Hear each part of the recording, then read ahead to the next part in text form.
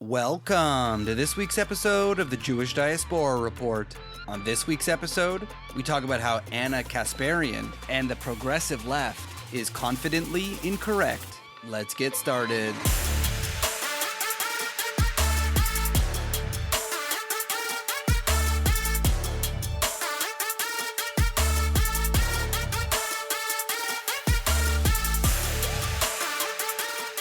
It has been a little while since I have done one of these commentary videos.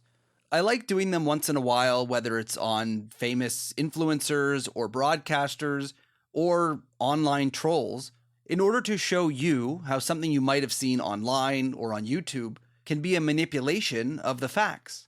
On many occasions, you'll see these clips online, either of a person just on their own podcast, so there's no pushback whatsoever. They're just sharing misinformation.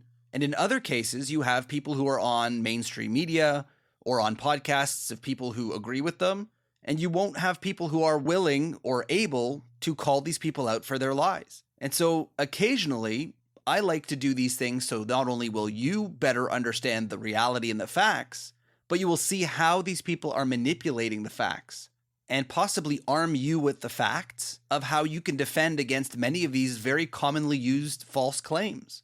On this week's episode, I want to tackle a video that came out last week. It is from the podcast Club Random by Bill Maher. This is supposed to be his non-political podcast, unlike his regular show that's pure politics. He decided to have one of the famous anchors from the Young Turks, Anna Kasparian. She's kind of gone viral over the last few years because, let's be honest, she's being anti-Israel. So that gets you a lot of points these days, especially on the Young Turks. For anybody who doesn't know the Young Turks, it is a progressive news station. I use the term news station pretty loosely. They have podcasts and they have YouTube channels and they might even be on some apps and various distribution sources. But the one thing that is clear is that they are very progressive and they are very anti-Israel. As usually goes hand in hand with progressivism is hatred of Israel. Her boss, for anybody who's never heard of him, Cenk Uygur, he is frequently on places like Piers Morgan and various news sources talking about everything anti-Israel. He's a little unhinged at times, but obviously, as the man who created the Young Turks, or now known as TYT, he sets the standard for their broadcasting. And just so we're clear what the Young Turks broadcasts are like under Cenk Uygur, here's a very short clip of Cenk Uygur himself talking about Israel. I have to warn you, the language is difficult, and this is what I would consider a mental breakdown of a very unwell person. Let's give it a listen. If there are children with you, my suggestion would be to listen to this later. Israel controls America. Saying anything otherwise is absurd. It's counterfactual. How could in the middle of a famine, forced famine, all of these dead children, 98% of our government is still kissing Israel's ass. It's pro-genocide. I accuse them of being deeply immoral scumbags. And our media, oh no. Congressional hearings on anti-Semitism. Protect the poor Israelis. The real problem is how you guys are offending the Israelis. We should cut off Israel. They're not an ally. Let's be clear about it. No one has gotten us in more trouble. No one has caused more harm. No one has caused more wars in my lifetime than Israel. Israel is not our ally. At this point, they are our enemy. They take money from us. They incriminate us to the whole world. They implicate us in their immoral war crimes. No one has hurt this country more than Israel has. Israel is our top enemy. Cut off the goddamn funding. I just want to remind you that that is not the unhinged rant of some podcaster, some random person. This is a person who runs a supposed news organization, the leader and main host, going on this completely unhinged rant during a broadcast. This is supposedly news, according to him. I'm not going to go into the complete ridiculousness of everything he says. It's not really the point of this podcast. If you want more information on him, maybe I can do another episode specifically on his unhinged rants. But I'm just trying to show you the type of organization that Anna Kasparian, the one we will be talking about and the one we will be correcting, works for. This is her boss. And the funny thing is, we saw over the last 2 years, her starting to do pretty much the same thing. In this clip, they are talking about the fact that the left has come after their progressive news organization for trying to call out Ben Shapiro, a pro-Israel advocate, and apparently their left-wing monster they created wasn't happy that they were being too nice to him and they were giving him a platform. And here's how Anna reacted to people on her own side calling her out for not being anti-Israel enough. How is it delusional? No, most deranged crap on Twitter. Seriously, I don't understand. What do you want me to do? What do you want me to do? What the hell do I need to do? Tell me right now.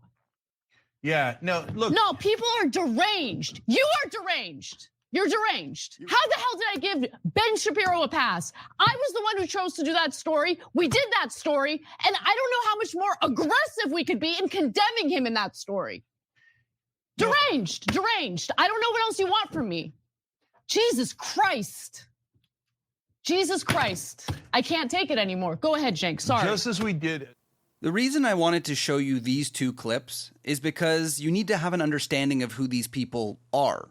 If you've never heard of the Young Turks or if you've never heard of Anna Kasparian, you really wouldn't understand her background and why she is the way she is.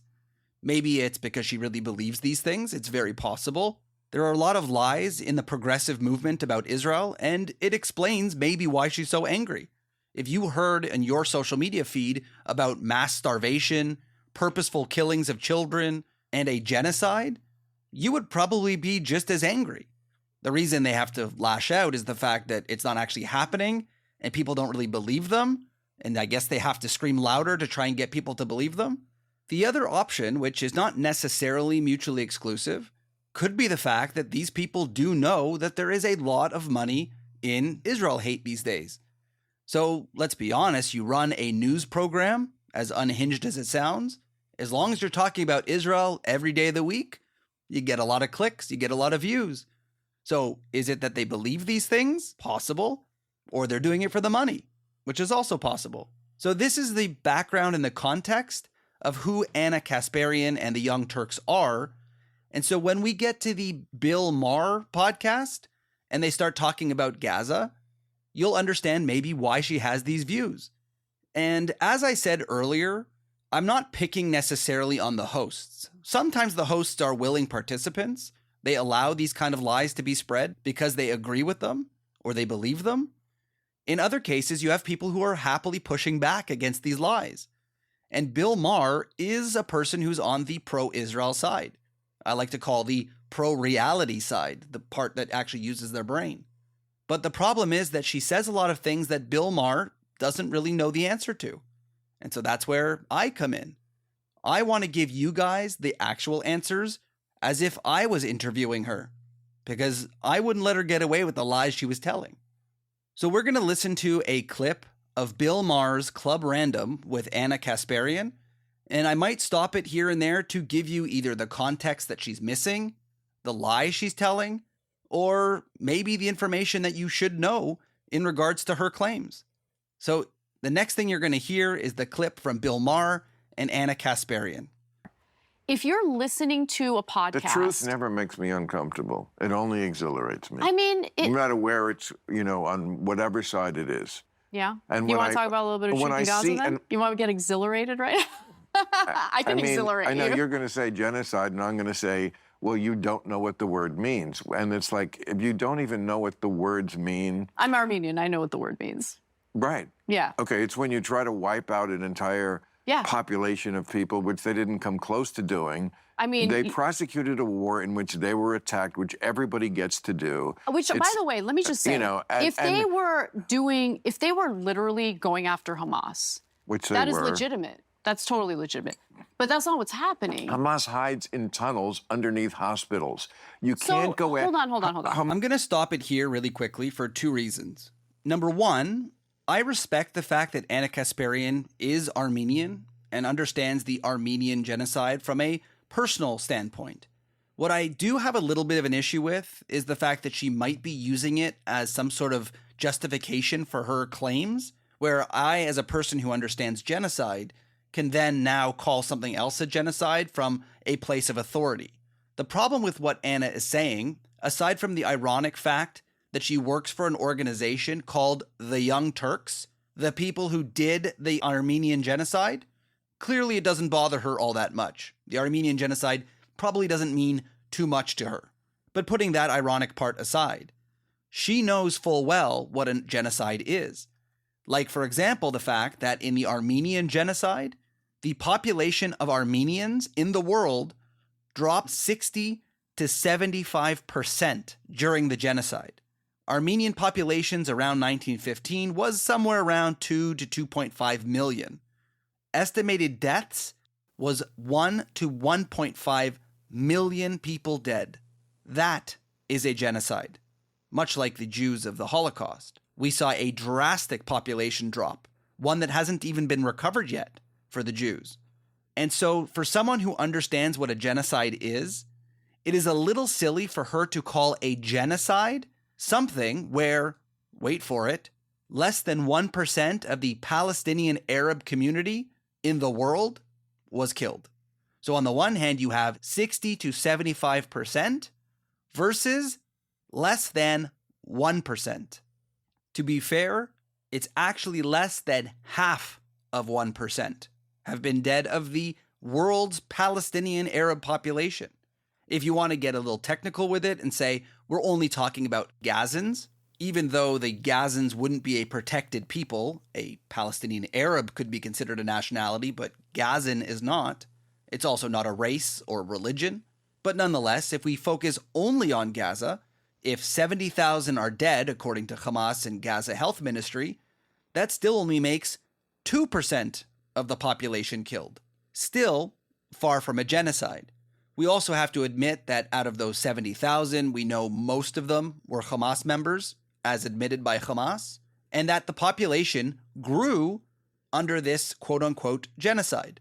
The population got larger due to a 6% population growth over the time of this supposed genocide, which would be, by definition, the opposite of a genocide. But of course, Bill isn't able to push back. Anna tries to change the subject, and you'll hear that right here. You can't go at... Hold on. Hamas is the bad guy. If you don't get that, Hamas, you don't get much. What Hamas did on October 7th was disgusting. Killing... I mean, I don't at all hold back on that. In fact, that's the easiest thing in the world to say. I mean, nobody disagrees. I agree. Nobody disagrees. There are people who disagree, actually. Raping babe. Yes, there are. There are people who think I'm wrong because Hamas, they're freedom fighters. What kind of freedom are we talking about here? I like how Bill Maher held her to account and ironically clapped for her for saying that murdering children and innocent people is bad. It's apparently a very difficult thing to say. I also, I guess, appreciate the fact that she was honest in saying that she is, unfortunately, somewhat of an outlier for condemning Hamas. She is telling the truth when she says that many people on her side don't call out Hamas, and many of them appreciate and applaud what they did. But to be fair, I feel like anybody who's on the supposed mainstream media, which I know they're not technically, but they are more mainstream than a random podcaster, they have to play it both sides. They can't really get away with doing the crazy, I don't think that Hamas really did it, or the rape is resistance kind of people. So she kind of has to do this, but often they'll just acknowledge it and then move back to what they really want to talk about, which is how bad Israel is and how nothing can justify what Israel ever does. That people see Hamas, the people who hate oppression so much, are on the side of the people. And that's not just Hamas. If you social justice warriors, if you have any other issue besides gender apartheid in the world that is above that, you're just a joke. That, if you hate oppression, there is one issue which should be above all because it affects more people, hundreds of millions of women who have basically no freedom in the Muslim world. Right, so we should slaughter them instead, which is what's been happening. In a previous episode called Confidence Men, that's episode number 129, I actually called out this technique from Mehdi Hassan and from Bassam Youssef, two commentators who often use this satirical joke to try and put this on the host for bringing something up. So we see Bill Maher here bringing up a very serious issue, which is gender inequality in the Muslim world. And for progressives who like to pretend they're about women's rights, it's interesting that you care little about women's rights in the Muslim world. And rather than engaging in that very serious issue, we see Anna here employ this satirical, stupid joke to suggest that we should just kill everybody instead, to make the host seem crazy for thinking this, that thinking that going to war has anything to do with women's rights. You can support women's rights in Iraq and Iran and all of these other places that have nothing to do with this war, but she wants to pretend that Israel's killing women and children, which actually isn't true. Just change the subject entirely. She's trying to strawman Bill Maher into having to defend killing people on the battlefield and killing women, and not talking at all about his actual topic, which is women's rights in the Muslim world and the progressive silence on it. But luckily, Bill doesn't fall for this technique and sticks to his guns. Well, you should prosecute a war to the end. Mm-hmm. That does involve slaughter of every war. I think, listen, civilians get killed in wars. I think everyone knows that. Everyone acknowledges that. Especially when you hide behind them. But when 83%, according to the IDF's own data, and this is reported, by the way, I consume Israeli media on this. I don't consume American media on this. And Israeli media is super honest, way more honest than our media is. So when the IDF's own data indicates that 83% of the people that they've killed are civilians. Because they hide behind them. But Bill... Here is where I wish Bill knew a little bit more of the facts and details, but I can't blame him. This isn't exactly his specialty. He uses the claim, well, people die in wars, so that makes sense. But the reality is she's bold-faced lying. It is completely untrue what she's saying. And it's, by the way, been debunked a very long time ago.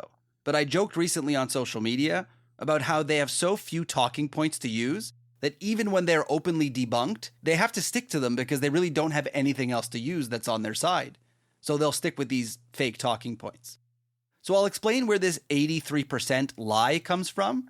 It comes from a supposed leaked document that no one really has seen, but the document that came out in Israeli media claims that 17% of combatant deaths were people who are known or identified by the IDF. So therefore, we know who they were. They were targets, or we ran some sort of facial recognition, and 17% we know who they are. They are Hamas officials. So the other 83% were simply listed as unnamed combatants. It says combatants in the original Hebrew media. Where it got changed was by the BBC and other Western audiences taking that information and tampering it slightly to suggest that 17% were combatants known to the IDF, and the other 83% who were unknown and unidentified were obviously civilians. So therefore, this leaked document suggests that 83% of all deaths were civilian. This is an utter lie that started in an Israeli media manipulated by the English media in order to change what it says. 100% of the people killed in that document were combatants. Some were identified, some were not yet. None were civilians.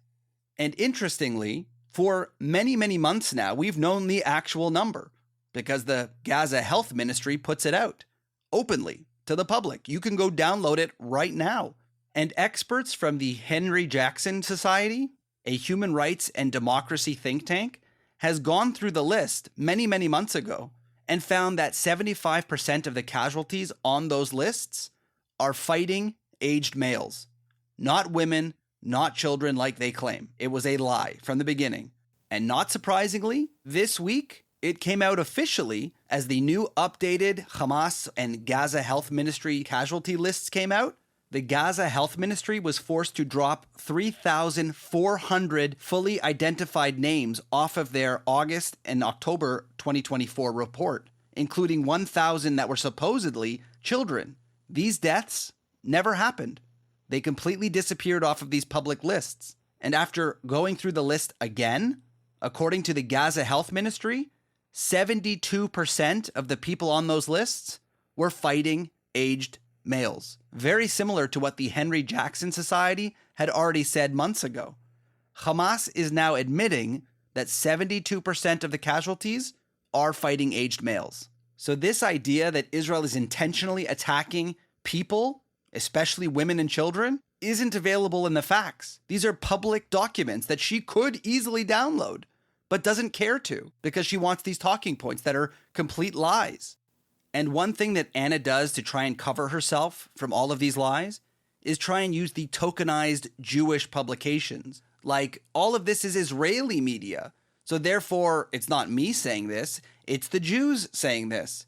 Like, Israeli media is not like every other free democratic country's media that has two sides to every story. She just chooses to use the one that agrees with her and gives her the information she wants, which I can guarantee you is just Haaretz, a paper in Israel that is frequently debunked and has spread a lot of misinformation and lies. Israel has been being attacked by Hamas. First of all, the entire Arab world rejected them for 75 years. They kept trying to make a deal. They kept saying, no, we want it all. That's what from the river to the sea means. It means we want it all. We don't want a compromise. They've never wanted a compromise. Israel gave Gaza back. But did they? But Bill, back. But Bill, in let's say our country was occupied by Mexico, right? You have a bunch of people who are occupying our land, and then they decide, well, you know what, we're going to leave. Hold on, let me finish. They weren't occupying Let me finish. Let's say Mexico decides, you know what, we're going to leave, but we're going to control their electricity, what goes in, what comes out. Because they were attacking. Let's just leave aside the hilariously stupid point that she made about Mexico and the U.S., considering the U.S. did technically steal Mexican land in a war. Let's put that aside. One of these big anti-Israel talking points is that the 2005 Gaza pullout was not really a pullout. You guys still occupied, despite the fact that not a single soldier was in Gaza. But you were around and didn't give them freedom. It's a pretty silly thing to say, because that actually wasn't the case until Hamas got control of Gaza. For a year, until Hamas stole it in a civil war, there were open borders. There were no checkpoints. There were no things stopping people from coming and going. There was not even checks on the aid and the materials that were going into the Gaza area. So this is a completely debunked talking point that they like to use. Yes, after Hamas took over by force and threatened and started to kill Israelis, of course a border had to go up. And once the rockets started, of course they needed to start checking materials that were being sent into Gaza. As Bill very clearly states, they were being attacked. Why wouldn't they do those things? So Gaza was open and free to do whatever they wanted and had a chance for peace, like Bill Maher says. It was not under this oppression that she lies about until they started attacking. They did have a chance to be a normal functioning area with their own government, and they chose not to. As for electricity, this is a very commonly used lie about how Israel supplies all of the electricity to Gaza, which is completely untrue. Some estimates are as low as 20%, some go as high as 50%, depending on the time. But Israel has no requirement to supply them with electricity. They want independence, they have a government, they have a border with Egypt. They could have their own electrical system that doesn't rely on Israel. This isn't Israel trying to control them. This is Israel giving them power because otherwise they would have half as much power as they have now. And Israel only started turning off that power after they were attacked. Hate to point out to Anna Kasparian, maybe your government who runs your area shouldn't attack the people who are supplying them with some of their electricity. Or you might expect them to possibly consider cutting it off. And despite the fact that they cut off the electricity, to some extent, Israel was still supplying them with diesel fuel to run their own diesel generators in order to create the power they needed.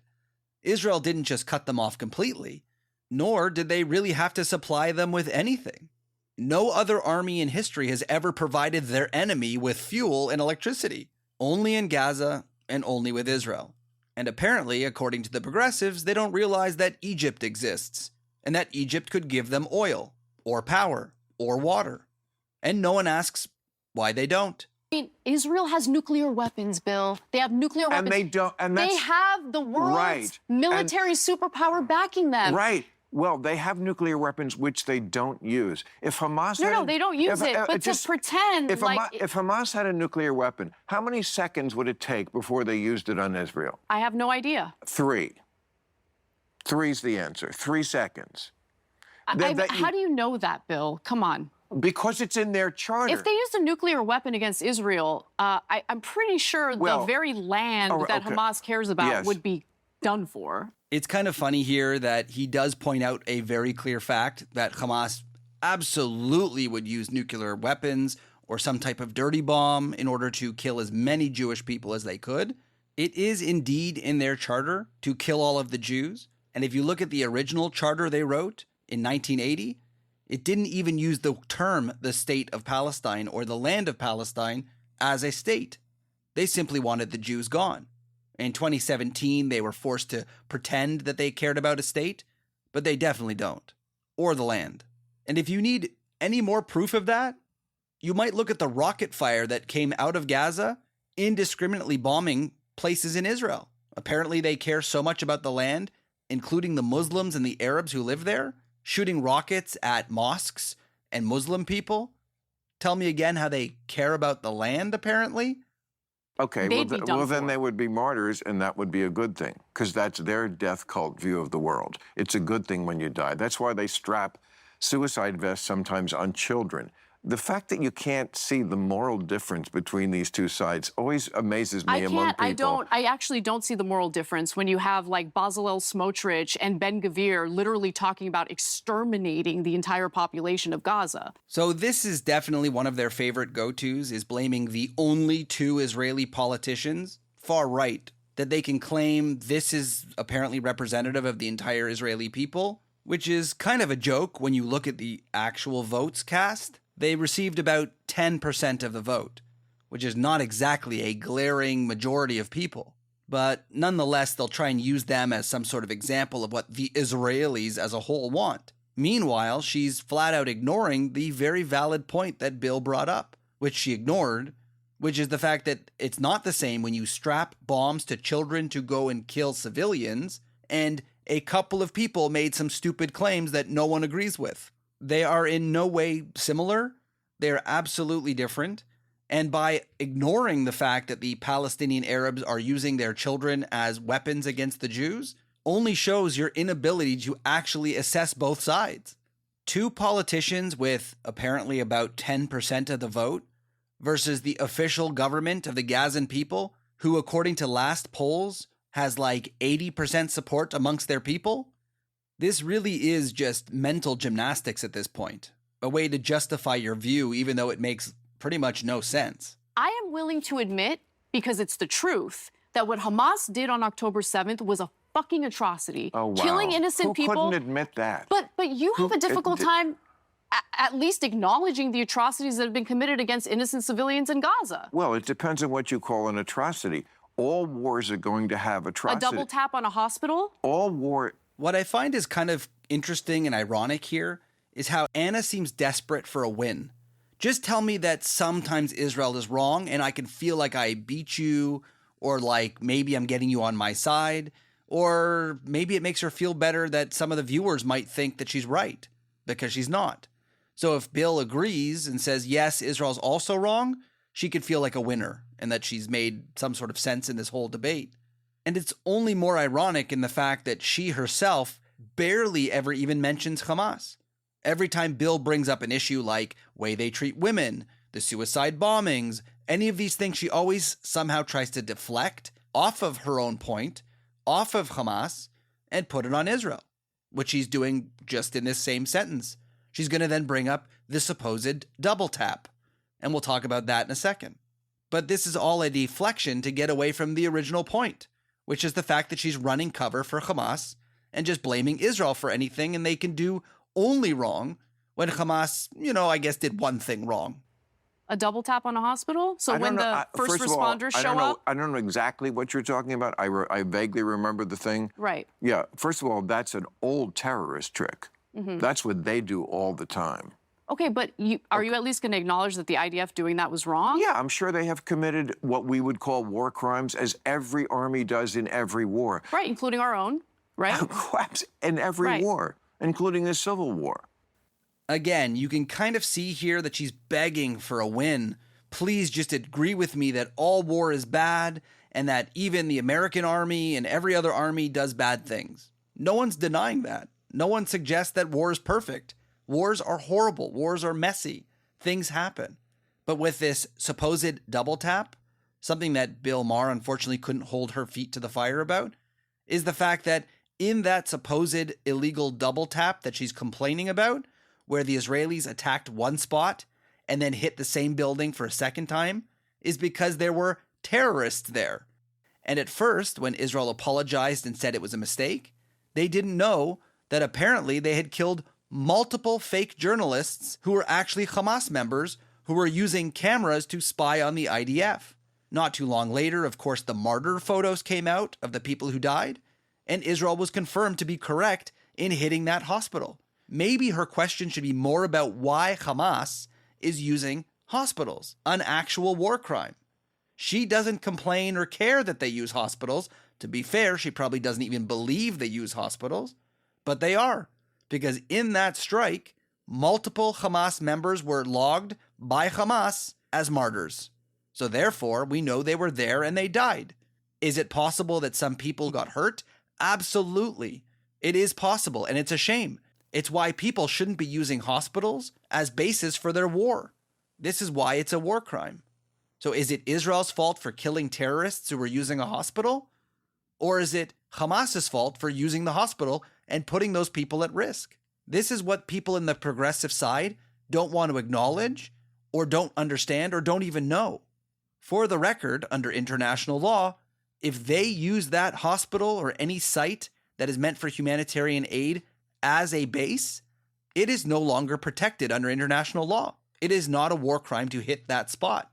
I think much of the problems we have in the Middle East is due to the enabling of this Look, it's an expansionist policy. If Israel wasn't trying to continue expanding in the Middle East, so I don't think they would be dealing with the enmity, like the enemies that they're dealing with. They've never been asked. They've never been trying to expand. They're trying to annex the West Bank right now, and Lebanon, southern Lebanon, and Syria, which they've succeeded in. These are all places that they were attacked from. When they became a country in 1947, they said, "Okay, we will accept half a loaf." They had as much right to that land as anybody. There was a continual presence there since 1000 BC when King David had a kingdom. I don't care about that at all. Okay, but it's relevant. But you can't wipe out innocent people because you used to live there like centuries ago. You're calling them colonizers. They're not colonizers. They're expanding and they're annexing land. That's what colonizers do. First, I'm going to leave aside the BS about how Israel has no right to the land and that they stole it and all of that. We've gone over that many times in this podcast, so go back to listen to some of our old episodes.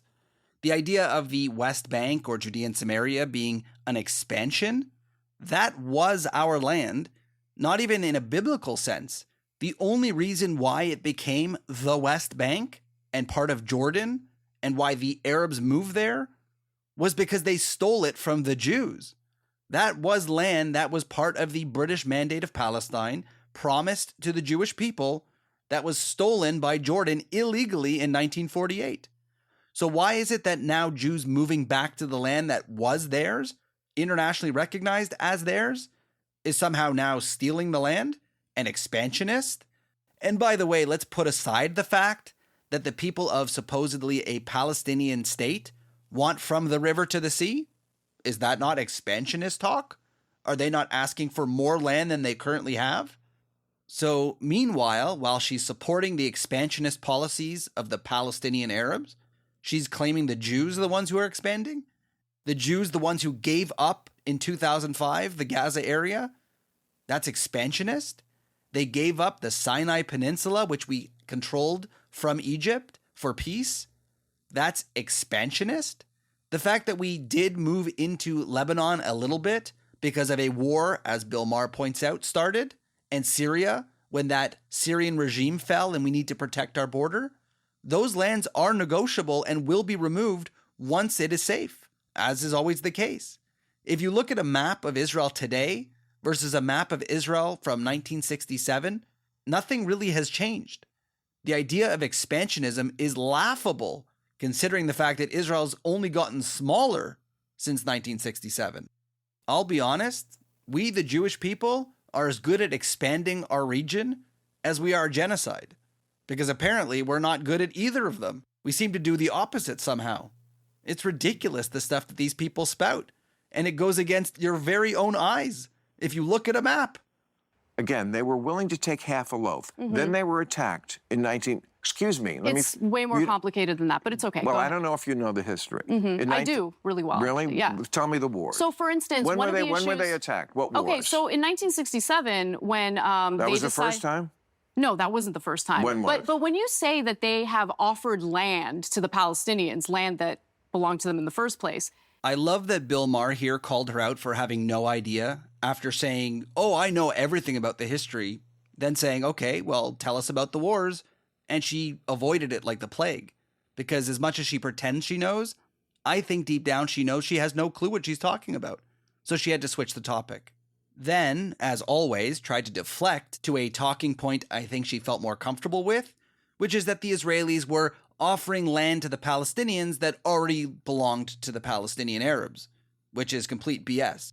And Bill tries to call her out on that, which was a great try, but he should have been a little bit more forceful. The Palestinian Arabs did not own the land. The land belonged to the British. The British who cut it in half and gave the Palestinian Arabs a state called Jordan. So in 1947, when the UN offered Israel and the Arabs, by the way, there were no Palestinians at the time, a chance for a land, that was the first time for both peoples to have an independent, self-determining state, because at that time, neither of them actually had that independence. According to Ernest Bevin, the UK Foreign Secretary in 1947, he's quoted as saying, "For the Jews, the essential point of principle is the creation of a sovereign Jewish state. For the Arabs," by the way, you notice how he didn't say Palestinians? "The essential point of principle is to resist to the last an establishment of a Jewish sovereign state in any part of Palestine. There is no prospect of resolving this conflict by any settlement negotiated between the parties." This is proof that at the time, the Arabs living in the land had no interest in a sovereign state. They only didn't want a Jewish state. The whole point of this whole two-state solution was, okay, we'll give you this territory if you promise not to militarize. Without a military, you don't have a country. You don't have a country without a military. You don't have a country without borders, right? Without a military, you can't defend your borders. So if I were engaging in these negotiations with the Israelis, I would say, listen, I respect the territory that you're offering. However, we need to militarize. We need to protect our borders. To me, that's a big thing. This is a pretty stupid argument that she's making, that apparently the Palestinian Arabs haven't accepted a state because they need a military. It's really silly. If they're suggesting that the military is going to somehow protect their borders from who? Israel? Pretty sure the Israeli army, no matter what military you have, will definitely be destroyed. All other Arab armies, no matter how old or how well prepared, could ever beat the IDF. So you don't really need a military to protect your borders from Israel, because even if you had one, it would be meaningless. Now, are you suggesting you need a military to defend yourself from who? The Jordanians? I mean, it's possible that the Jordanians might try and steal the land again, like they stole the West Bank back in 1948. But chances are you probably don't need to be worried about them either. So this claim that she's making, that the only reason why they don't have a state is because they weren't allowed to militarize, is really ridiculous. And I think it's justified to say that if you give them a military, what would they do with it? They've been attacking Jews in Israel since its beginning. And even before, if you look at the 1920s, they were killing Jews then. And then if you look at Gaza, when we gave them the opportunity to have their own military, also known as Hamas, they used it to attack Israel. How did that defend your borders? It's a completely ridiculous claim that she's making, and absent of all rational thought and common sense. She's essentially just making an excuse for the Arabs for turning down a state with a very poor explanation for why. It's just justifying why they turned it down, because there really is no good reason for it, other than the obvious fact, which is they have never wanted a state. They could have turned Gaza into a state that was much more like, I don't know, Dubai or something, if they wanted to. They didn't. Hamas took over right away. They never had elections after that. There were You're right about that. You're right about the elections, They're yes. a terrorist mafia. Their own population is terrorized by them. They don't like them. All they did was import weapons from Iran, build tunnels, and use it to prosecute this war against Israel. They never used it. So, of course, Israel is going to be defensive. Their issue was they were not defensive enough, which is why October 7th happened. So you're making good points. I'm going to concede to some of them, not all of them. It feels like Anna's finally giving up here, like she really doesn't have any more legs to stand on. Bill has done a pretty decent job of taking down all of her talking points, and she's realizing, I guess, she can't defend the ones that he hasn't taken down. So she's going to kind of give up and then eventually go for the final Hail Mary talking point, one that's obviously debunked, but she will still go with it because she thinks it's sort of a scorched earth final chance to maybe win this argument. My problem is, okay, even if I concede entirely to everything you're saying, how about a little bit of ire directed toward Benjamin Netanyahu, who's the guy who facilitated the funding and has totally admitted to facilitating the funding of Hamas? Why did he prop up Hamas? Because he wanted to essentially discredit the PLO. So this is the nuclear option for a debate on Israel. No pun intended. The idea is that, fine, if you beat me on all my points, if you tell me that Hamas is bad and I have to agree to it, that Hamas is the problem here, I can't defend it, everything they do is wrong, then maybe we'll blame Israel for making Hamas or for funding Hamas, which is exactly what she's doing here. The problem is that this talking point has been debunked many times over, and they're still using it.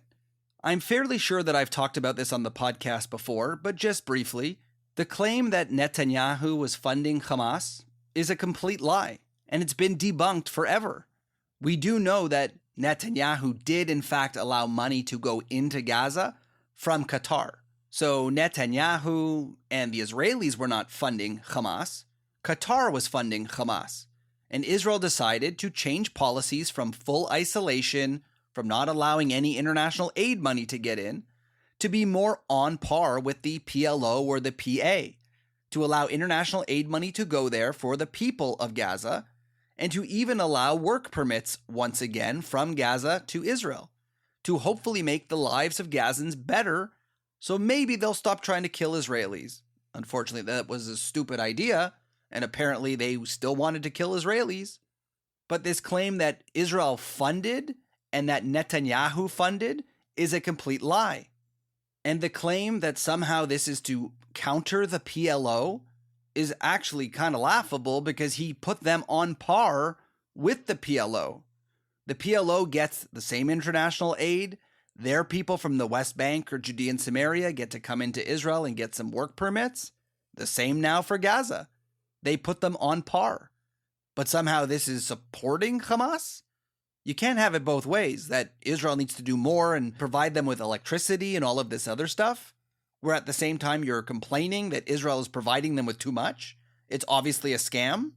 You really can't have it both ways. It just looks like you're looking for something to make a false equivalency. This is what I want. Look, I want Palestinians to live in their own territory. I want them to be able to govern themselves. I want Israelis to live in peace and safety. Then stop attacking them. I'm going to attack them as long as they're doing what they're currently doing. They're doing in retaliation for being attacked. Of course it is. They've been attacked. They were encircled. Lebanon. Why are they in Lebanon? Because Hezbollah was attacking from there. Right, in response to what they're doing in Gaza, yes. Well, before that, they've had 4 wars there. Was it when they were trying to annex land from southern Lebanon that they were attacking? They were not trying to annex land. They were trying to put a border between the country that was continually attacking them. Mm-hmm. If we were being attacked from Canada, I imagine we would want a little border between Maine and Canada. True. I don't think you really... But while really... building that border, we wouldn't then take a little bit of southern Canada you're for getting ourselves. this information. No, it's not TikTok. I'm very well read on this. Okay. Very well read on this. I care about this issue a lot. I see. I do. If you didn't realize by now, she is not well read on this. She has no idea what she's talking about. And the fact is that she suggests it's not fair that the border goes too much into Lebanon or Syria. Sorry, don't start a war, and you might not lose a couple of feet for a protective fence that goes around. Meanwhile, in Egypt, when Rafah, the Egyptian side, was causing trouble for them, they just expelled all of the Palestinian Arabs who live there and destroyed the city and flattened it to dirt. But tell me again how Israel took a couple of feet into Lebanon in order to put up a fence to protect themselves. But you can definitely hear in her statements here that essentially she allows for the armed resistance. She claimed in the beginning to not support October 7th, but she's also saying, well, you know, Israel started it, so it's okay that they do it. It's completely justifying it. Maybe she just got a little tired here, and maybe she's just allowed the mask to fall off a little bit too much. And here she's completely contradicting her earlier statements that she doesn't support October 7th and saying, well, I can kind of understand why they're doing it. Israel's doing all of these bad things to them, so it's totally fine that they fight back like this. She's a complete hypocrite or a liar because she does support armed resistance and has very little sympathy for Israel, blaming it all on Israel.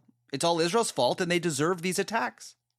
I'm going to cut the interview there and take off the little bit of an ending they had where Bill Maher actually asks her a very interesting question, which was, as a young woman who in the interview is wearing a somewhat short skirt and a very nice outfit from Western standards, out of the entire Middle East, where would you feel comfortable living if you had to choose? And her response is pretty funny, where she tries to ignore the question, not answer it, refusing to, saying she won't deal in hypotheticals. But he says to her, please explain to me which place you would live in.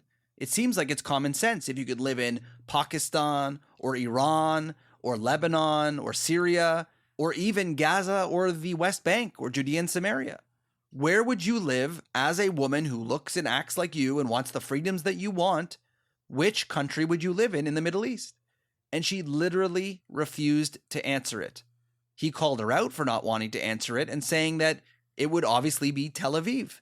And she tried to pretend that she would never want to live in Israel because Israel's a terrible place and the way they treat the Palestinian Arabs and all these other BS lies that she told herself. But she obviously can't deny the fact that she would want to live in a free, democratic country where she could be a Christian, where she can wear whatever she wants, where as a woman she has equal rights, but she couldn't admit it. Her dislike of Israel and the anti-Israel propaganda that she wants to spread will not allow her to admit that of course she would prefer to live in Israel. She says, no, I would only live in America. This is hypothetical. I would never leave America. It would never be an option. But everybody knows that she obviously would rather live in Tel Aviv rather than in Gaza City, for example. But she just can't admit it. In the end, this is a great interview where it shows you what the progressive mind really thinks. These people who are fueled by, let's say, misinformation, worst case, maybe hatred, a lot of bias. But it's crazy to see someone on the left who supports so many things that Israel stands for, but then being anti-Israel while justifying the way that the side you do support is completely against everything you believe in. It's incredible mental gymnastics. And you can see that all they really have are these deflections and talking points that they use that are all debunked so easily if they cared so much. But as long as they cite some Jewish newspapers, as long as they claim they're very well read on something, or that they know the history, then it's fine and they can say whatever they want. I'm glad that Bill Maher is actually fairly educated on the topic and tried his best to call her out. There were some places he didn't know the answers to, other places he tried but then she deflected and he allowed her to. But overall he did a pretty good job. But I wanted to make sure that I set the record straight for anybody who listens to this far left progressive ideas and recognize what it really is. We heard in the beginning some of the things that she says and believes, and how angry her and her boss get at Israel, and Israel's a terrible place. This isn't an unbiased source. These people are looking for things to blame Israel for while running cover for the people that don't align with their values, whether it's for money, for clicks and views, for being anti-Semitic or anti-Israel, or if they really believe it because they've been brainwashed by the left liberal media. I don't know. But either way, it is clear that Anna Kasparian and her organization is confidently incorrect. This has been another episode of the Jewish Diaspora Report. Don't forget to check us out on social media at jdr.podcast and check out some of our other episodes on your favorite podcast source. We'll see you next time.